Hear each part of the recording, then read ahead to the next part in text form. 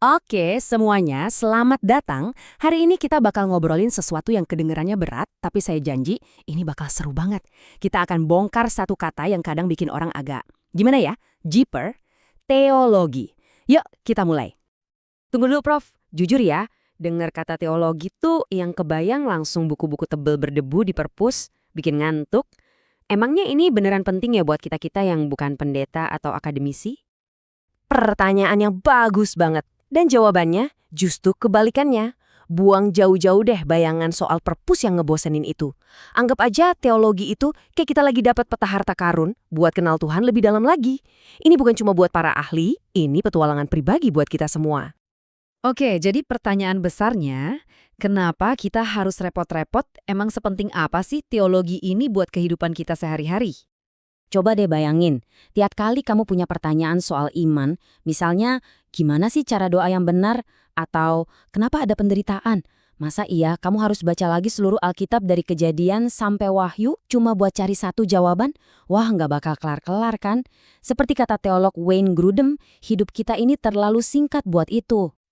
Oh, oke. Saya mulai ngerti. Jadi ini soal efisiensi biar kita nggak buang-buang waktu gitu ya, Prof. Kayak daripada kita tersesat di hutan, mending kita punya peta yang jelas gitu. Nah, tepat banget. Analogi peta itu pas banget.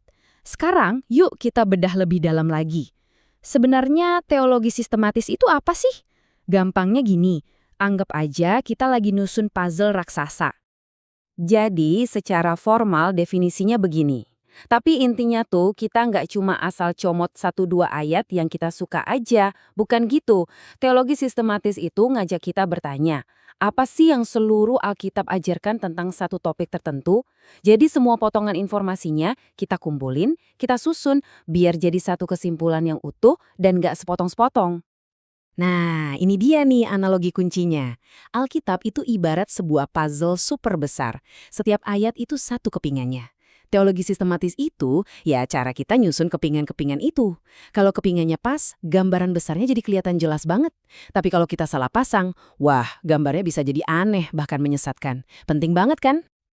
Oke, Prof. Saya suka analogi puzzle-nya. Benar-benar ngebantu. Tapi hasilnya di dunia nyata apa nih? Maksudnya, setelah kita lihat gambaran besarnya, terus gimana? Apa untungnya buat saya sehari-hari? Oh, manfaatnya nyata banget. Gini ya, ada 3 hal utama. Pertama, ini kayak jadi sistem imun rohani kita, biar kita nggak gampang kemakan ajaran-ajaran yang aneh atau salah. Kedua, ini tuh vitaminnya iman kita. Semakin kita kenal Tuhan, kan semakin kita percaya dan pengen taat sama Dia. Dan yang ketiga, ini jadi bekal buat kita. Jadi kita bisa ngejelasin iman kita ke orang lain dengan lebih yakin dan jelas. Dan ini nih yang paling keren, kamu nggak harus jadi seorang ahli buat melakukan ini. Anggap aja ini adalah toolkit pribadi kamu. Beneran deh, kamu nggak perlu gelar doktor teologi buat mulai. Cukup bisa baca Alkitab, itu udah modal utama. Alatnya apa? Ya Alkitab yang ada di tangan kamu itu. Dan percayalah, pas kamu nemuin sendiri sebuah kebenaran dari Alkitab, wah rasanya itu luar biasa. Ada sukacita tersendiri yang nggak bisa digantiin. Dan ini pegangan kita. Kutipan ini benar-benar negasin kalau otoritas paling tinggi itu ada di Alkitab itu sendiri. Artinya apa? Artinya kamu nggak perlu cuma ngandelin katanya si A atau katanya si B.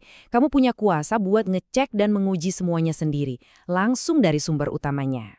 Jadi pertanyaannya sekarang bukan lagi perlu nggak ya belajar teologi, tapi lebih ke aku mau mulai dari mana ya? Coba deh bayangin, kalau setiap ajaran di Alkitab itu adalah sebuah peti harta karun yang isinya luar biasa, topik mana nih yang bikin kamu paling penasaran buat digali pertama kali? Selamat memulai petualanganmu.